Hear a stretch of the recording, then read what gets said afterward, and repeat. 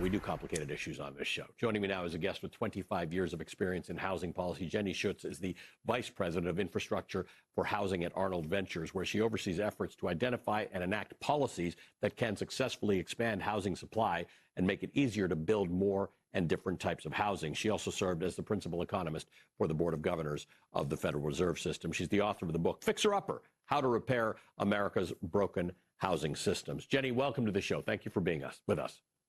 Thank you for having me.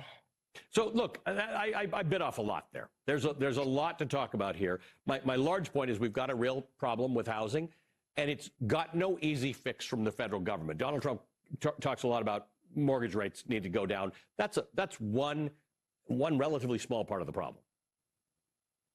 That's right. I mean, fundamentally, the U.S. hasn't built enough homes to keep up with demand for about 15 years, going back to the Great Recession. We just aren't building enough homes to keep up with population and job growth, especially in the places where people most want to live. This problem has been building for actually decades in places like California and New York and Boston. But we have really seen in the last 5 years that this has spilled over from being a blue coastal city problem to being an almost everywhere problem. Cities like Austin and Nashville and Denver that historically have built a lot of housing and been very affordable have become less affordable and are just having trouble keeping up with in-migration. And as you pointed out, some of the Mountain West states, places like Montana and Idaho and Wyoming, have also seen a huge surge in demand and are really having trouble providing housing for essential workers in those communities. And I think it's really important to remember this is not just an abstract problem. This is about 24-year-olds not being able to move out of their parents' house and live independently, people not being able to buy their first home, essential workers not being able to live in the communities where they work.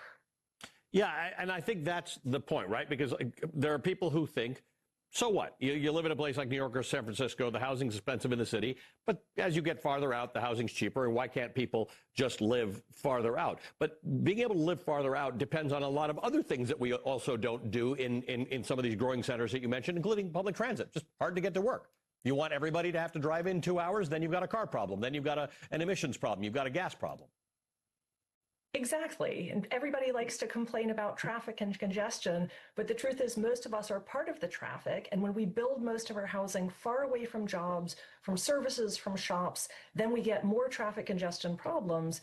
The other issue is that where people live really affects the kinds of services they have. So families with kids would love to be able to live in some of the neighborhoods that have great public school systems, that have parks and access to open space.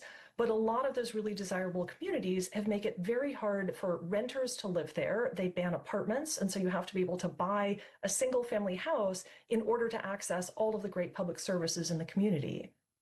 So talk to me about this, because it's such a big issue that people face, and yet the solutions are, I don't want to say small, but they're very local. So it may be appealing to listen to a presidential candidate tell you how they're going to solve the housing problem, but actually they're not.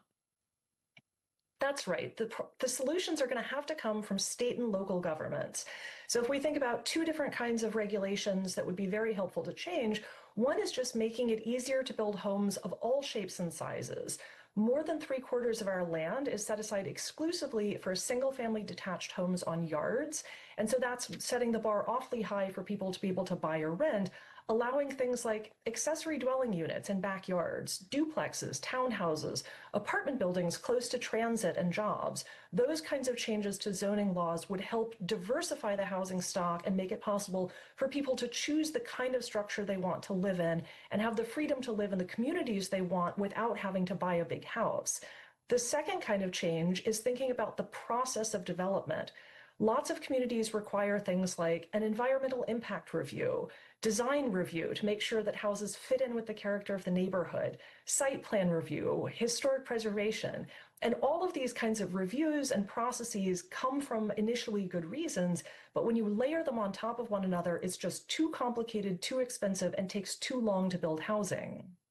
Yeah, so this is tricky, though, because people live in places and they say, I'd like to maintain the rough character of this. And when you reduce some of these planning requirements, you do end up in some cases favoring commercial developers or the wealthy who want to take. How do you manage that, right? How do you manage there are too many rules here, but there should be some rules in planning and zoning that don't make everything a free-for-all?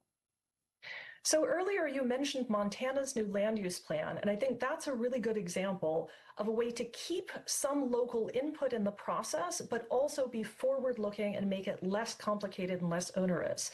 So what Montana has required is that the larger cities have to plan for housing over the next 5 years, so anticipate the new population growth or job growth, make sure that their land use plans accommodate enough growth for those next 5 years, put those plans in place, and then allow development to go forward that conforms with the new rules. So they'll keep updating this, and the community is involved with coming up with the new plans and the new zoning, but the community doesn't get to show up on Tuesday night and complain about every apartment building and every accessory dwelling unit that a homeowner wants to build in their backyard. Jenny, a great conversation. Thank you for joining us. We appreciate it. Jenny Schuetz is the Vice President of Infrastructure and Housing at Arnold Ventures and the author of Fixer Upper, How to Repair America's Broken Housing Systems.